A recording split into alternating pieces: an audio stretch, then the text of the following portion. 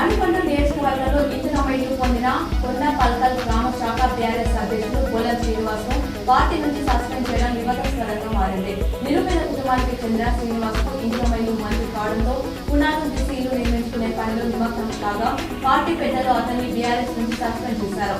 ఇల్లు లేని తనకు ప్రభుత్వం ఇంజనీరింగ్ మంజూరు చేసి పార్టీ నుంచి సస్పెండ్ చేయడం ఏంటని శ్రీనివాస్ ప్రశ్నిస్తున్నారు.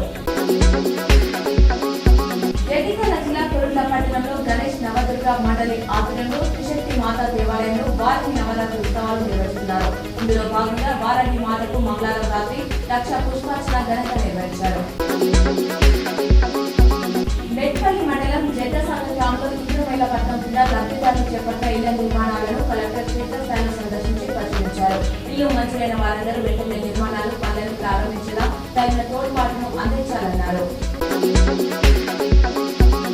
కరీంనగర్ నగరపాలక సంస్థ కమిషనర్ ప్రఫుల్ దేశాయిని మున్సిపల్ కార్యాలయంలో బెంచాల రాజేంద్రరావు మర్యాదపూర్వకంగా కలిశారు. రాజేంద్రరావు వెంట మాజీ కార్పొరేటర్లు కాంగ్రెస్ నాయకులు ఉన్నారు.